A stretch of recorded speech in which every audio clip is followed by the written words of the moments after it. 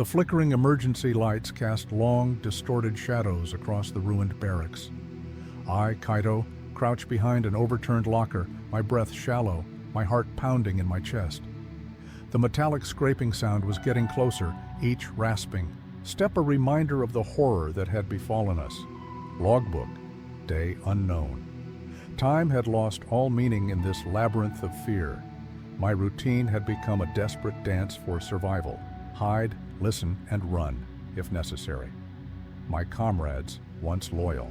Soldiers were now things, cybernetic aberrations, their bodies twisted and warped by something that had infected us all.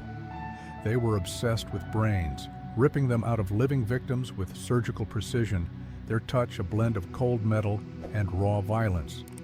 The Bastion had been our sanctuary, a fortress built to withstand any attack. They said the walls would protect us, that we were safe within their reinforced steel and impenetrable force fields. But they lied. The real threat didn't come from outside, but from within. A virus? Nanomachines? I didn't know. I just knew that it had turned my friends into these monsters. It started with a low hum, a subtle vibration in the air. Then came the metallic whispers, a constant reminder that they were always listening. My comms were dead, my weapons useless.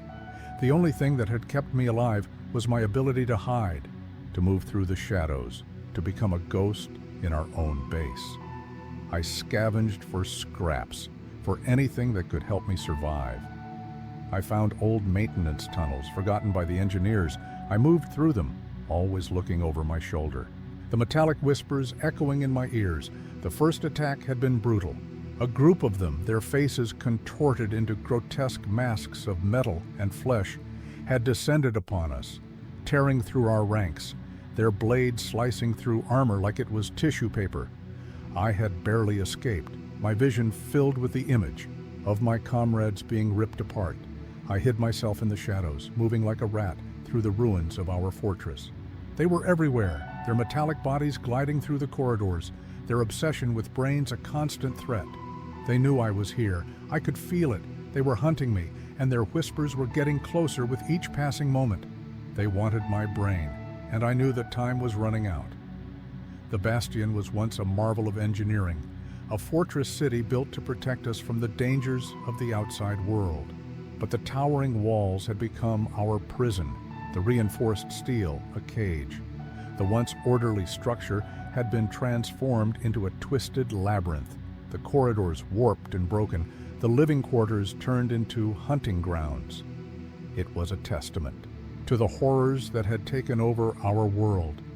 The air was thick with the stench of ozone and decaying flesh, a constant reminder of the carnage. I was a scout, a soldier trained to move through the shadows, to gather information, to be the eyes and ears of our team. My past was a life of solitude, a constant readiness for action. But now, all my training was useless against the horror that had befallen us. My motivation now was simple: to escape, to survive, and to find a way to stop this madness from spreading further. My team, or what remained of them, was a collection of skilled fighters, each with their own expertise. There was Sergeant Reyes, our grizzled leader, a master tactician, Specialist Anya, a tech genius who could work with any system, and Lieutenant Carter, our medic, who always kept a cool head under pressure. They were the best of us, and they had all fallen to the virus, now hunting me with a single-minded focus. Our tech was a mix of advanced weaponry and personal defense systems. Pulse rifles, energy shields, and neural implants all were now useless against the creatures that stalked us. The only thing that seemed to have any effect was my ability to use the environment to my advantage. The shadows were now my greatest weapon. The metallic whispers had become a constant chorus in my ears, a haunting reminder of the creatures that hunted me. They knew my every move, their presence always just a step behind me. The barracks were no longer a safe place. The hunting had become more intense. I had to find a way out. My escape attempts were always thwarted, blocked by twisted metal and corrupted machinery, the shifters always anticipating my every move. I discovered a hidden control room, an old command center that was still partially functional. I managed to access some data logs, piecing together fragments of information about the virus that had infected us.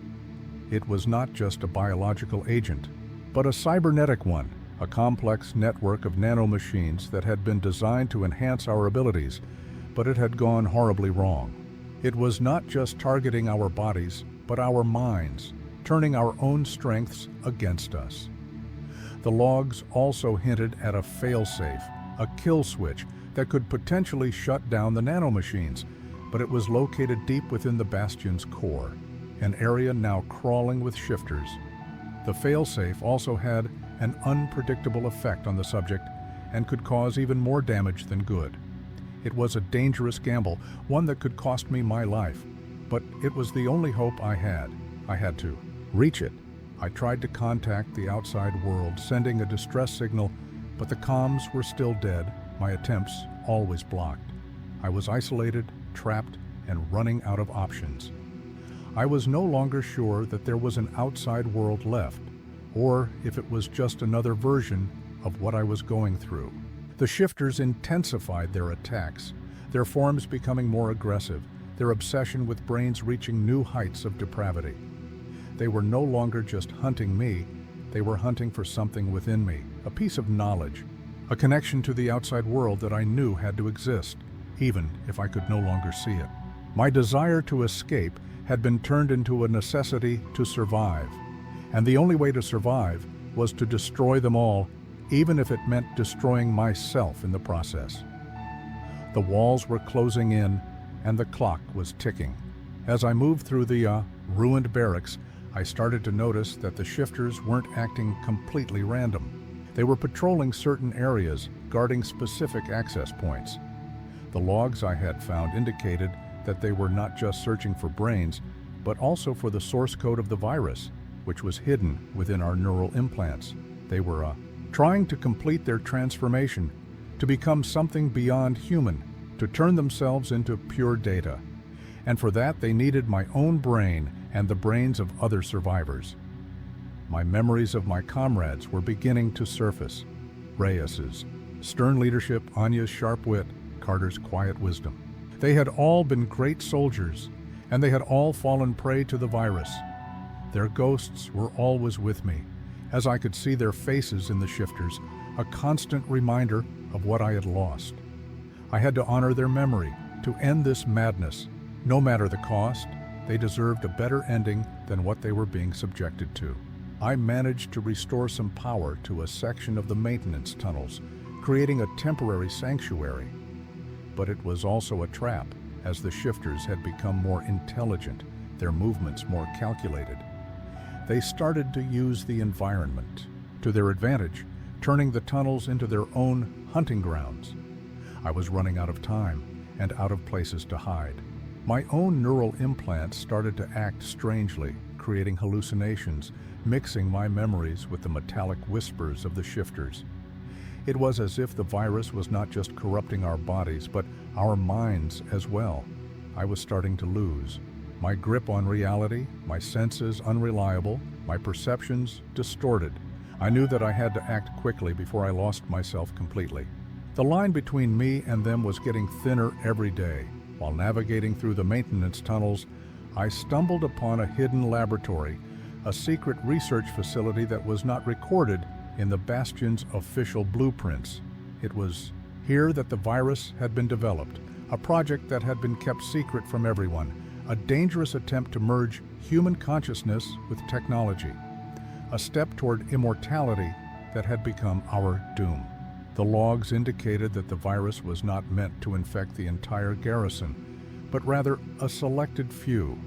We were never meant to be human anymore. We were just the prototypes for a new breed of soldiers, all connected to a hive mind that could be controlled by the ones who had developed it. The logs revealed that Anya, my old comrade, was not just a tech genius, but one of the key scientists behind the project. She had not fallen victim to the virus, but rather she had embraced it. Becoming one with the nanomachines, her consciousness integrated into the network. It was her voice that I had been hearing, the metallic whispers that had haunted my every step. She was leading the shifters, guiding their every action. She was not just hunting me, she was trying to recruit me, trying to make me a part of their hive mind. The logs mentioned that my neural implants were special, that they had an unexpected side effect. I could resist their influence, but only for a limited time. Anya appeared in front of me, her face no longer human, but a grotesque mask of metal and flesh. Her eyes glowed with an eerie light, her voice a distorted blend of metal and human. She offered me a choice: join her, become a part of their hive, gain unlimited power, or continue to resist and perish. My initial reaction was fear, but then it turned into a burning desire to take her down, to end her reign of terror, to reclaim my own consciousness. My own brain was now a battlefield. The revelation about Anya and her role in this madness had shaken me to my core. My old comrade, my friend, was now my enemy, a puppet of the virus, her consciousness twisted beyond recognition. I knew that I couldn't trust my memories, that my own perception was unreliable, and that I had to act quickly before I lost myself completely. Anya's offer was a temptation, a promise of power, of an escape from the horrors that surrounded me. But I refused to give in. I refused to become one of them. My human identity was the only thing that I had left, and I would fight for it to the very end. I used my knowledge of the facility to set a trap, luring Anya and her shifters into a section of the maintenance tunnels where I had restored the power. My every move was being watched by the hive mind, Anya now aware of my plan. She was playing with me, giving me a choice that she knew I would refuse. The fight had become personal, and I knew it was time to end it once and for all. The stakes were higher than ever before. The revelation about Anya had been a brutal blow, but it had also ignited a fire within me, a fierce determination to fight. Back not just for myself, but for everyone who had fallen victim to the virus. I was no longer just a scout hiding in the shadows. I was a warrior, ready to face the horror head on. The metallic whispers were now a challenge, a constant reminder of the fight that I had to win. My first challenge was to adapt to the virus's influence on my own mind. The hallucinations were becoming more frequent, more intense, but I learned to control them, to see them as a tool, as a way to anticipate the shifter's moves. I turned my own vulnerability into a strength. I also started using my memories of Anya and the other fallen soldiers to fuel my determination, remembering the bonds that had once connected us, the values that I was fighting for. I was not just fighting for myself, but for their memory, for their sacrifices.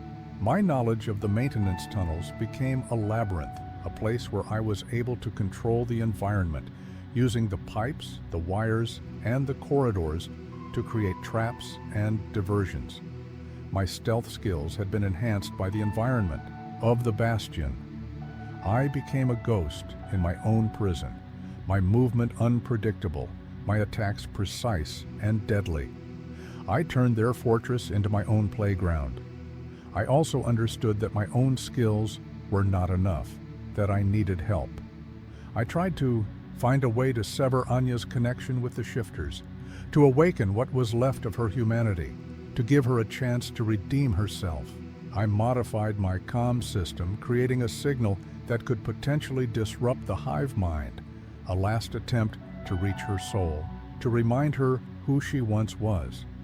My transformation was not just about adapting, but about finding my own place in the chaos that surrounded me. I was using the past, the present, and the future to fuel my fight. The Bastion was a chaotic mess. The emergency lights flickering, the metallic scraping of the shifters echoing through the ruins.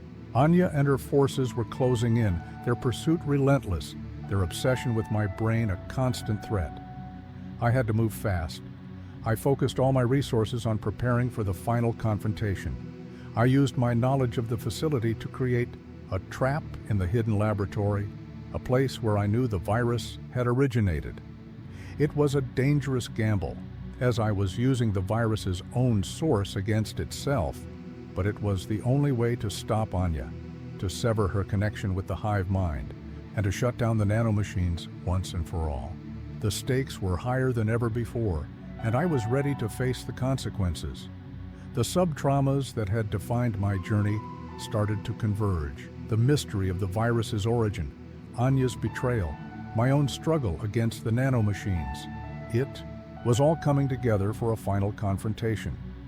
The past and the present were about to be decided by the actions I was about to take. I gathered all the scavenged tech I could find, modifying my weapons, creating a device that could amplify the signal I had created to disrupt the hive mind. I also used my understanding of their movements, the areas they were guarding, the paths they had created, to anticipate their next moves. I was not just fighting them, I was playing them, using their own strengths against them. My mind was sharp, and I had a plan. The final confrontation was inevitable, and I had prepared myself for it. It was now or never. The tension was reaching its peak. I reached the hidden laboratory, the place where the virus had originated. Anya stood before me, her metallic body radiating a cold light, her eyes glowing with an eerie intensity. She spoke with a distorted voice, her words a blend of metal and human, telling me that I could still join them, that I could be a part of their new world. She was offering me a chance to give in, one last temptation to succumb to the hive mind, to give up. I refused to compromise. I activated my device, unleashing a wave of energy that disrupted the shifter's network, creating a temporary silence. I used the distraction to attack Anya, using my modified weapons to damage her cybernetic enhancements, to sever her connection to the virus. Her body began to flicker as the nanomachine started to malfunction, her face showing signs of human emotion for the first time since the transformation. The hall was filled with screams of pain, fear, and anger, all from a woman who was just a remnant of her former self. The shifters were confused, their movements erratic, their hunting patterns broken. I lunged forward, ignoring my fear, focusing all my energy on the source of the virus, smashing my weapon into her core, destroying the device that had started all of this. The fight had been brutal, and it had been a risk, as I knew that I was now open to the full power of the hive mind. But I had to take that chance. The metallic whispers faded, the distorted voice became silent, and the shifters began to collapse, their bodies reduced to broken pieces of metal and flesh. The fight was over, but the consequences remained to be seen. The laboratory was silent, the metallic whispers gone. The shifters were deactivated, their bodies scattered across the floor, inert metal and broken flesh. Anya lay motionless, her cybernetic enhancements damaged beyond repair. I was exhausted, my body battered, my mind reeling. The immediate threat was over, but the scars of this battle would remain with me forever. The Bastion was still a prison, but now it was silent, and maybe safe. I had done what I could. I managed to send a distress signal using a salvaged comms device. Rescue came, but I was no longer the same soldier who had entered the Bastion. The virus had left its mark, changing my perception of the world. I often find myself looking at my reflection, wondering if the nanomachines were truly gone, if they had left something behind. The world beyond those walls was still unknown, a vast and dangerous place, full of threats both seen and unseen. I know that this was not the end, but rather a new beginning. This was my story, a glimpse into the horrors that lurk within our own technology. Have you ever wondered if the things that we create can turn against us? Have you ever felt the weight of a responsibility that you didn't ask for? Share your thoughts and your theories, and be warned. If you are looking for answers, you have to click here to see my next video, where I'll explore another fortress, where technology has become a nightmare.